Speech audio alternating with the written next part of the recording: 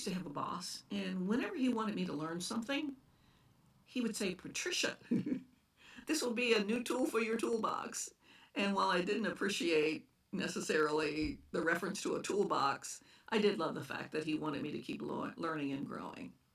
And it usually meant that the tool that he was advocating for me would be something that would make my job easier, and it would also make me a lot more difficult to replace because I have so many tools in my toolbox.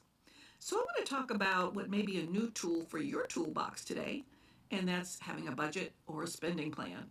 Studies show that only a third of the population actually use a budget. And not only is a budget something that's going to help you manage your money better, but it's also something that's going to put you at a real advantage over more than half of the country. So stay tuned. Hi, Patricia Stallworth here, and I'm the author of Minding Your Money and the owner of a financial planning and education firm, P.S. Worth. And this channel is all about how money works, so you can mind your money and make wise decisions. Now, back to budgeting.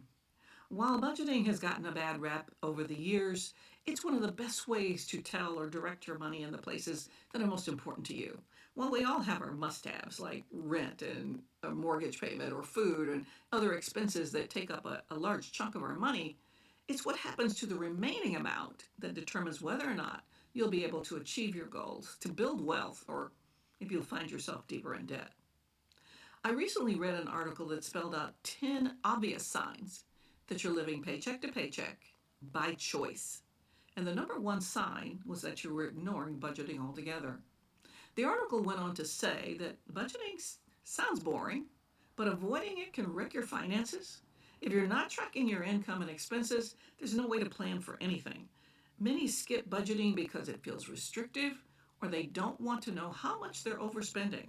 Without a budget, every dollar you earn can vanish faster than expected. And I get it.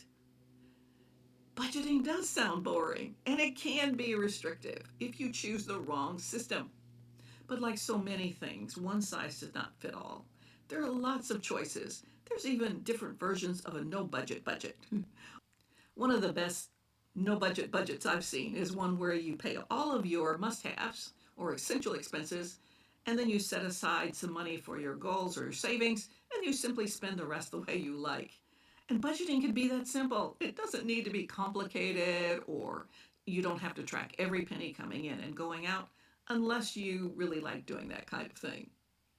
The one caveat I would add, though, is that the one thing that makes budgeting really work is the ability to use it to plan where you want your money to go, and then to be able to track it afterwards to see if it really went to where you wanted it to go, and if it didn't, to make adjustments for your spending going forward. Because we all know that actions don't always match your intentions. To stay on track and on top of your money, consider weekly money dates. I hear so many people complain that they don't know where their money goes, and or that they feel like their money is out of control. And so money dates are a great way for you to combat this, for you to feel confident about your money and in control of your money. It's a time for you or you and your partner to check in on your finances, to review your income, your spending, and your goals, and make adjustments as needed. A quick check-in is all you need. It doesn't have to take very much time. And having a budget makes it easy to determine if things are going as planned or if you want to or need to make some changes going forward. However, whether you decide that you want a more formal budget or a no budget budget, I would suggest that for at least 3 months that you track your income and expenses. That is, track every penny that comes in, every penny that goes out, so that you can begin to see not just where your money is going, but also some more common money habits that you might have. Look for things like over-reliance on credit card spending, which could lead to more debt. Also look for things that you're spending money on that don't necessarily matter to you. In other words, things that don't really align with your values and your goals. Bottom line, budgeting gives you control over your finances. You've heard me say many times that knowledge is power. Well, having a budget keeps you in the know about how much money you have, how much money you're saving, and whether or not you're really overreaching or extending your resources. In other words, budgeting puts you in charge of what you can afford and when you can afford it. I want to hear from you. So leave me your comments below. Let me know what you're struggling with, especially when it comes to budgeting. Next, come over to psworth.com and subscribe so you can get more free tips, tools, and resources to help you mind your money and continue on your journey. Also, continue to watch these videos. It's all about your commitment to learning more and more about money and how your money works. I'm so excited to have you here.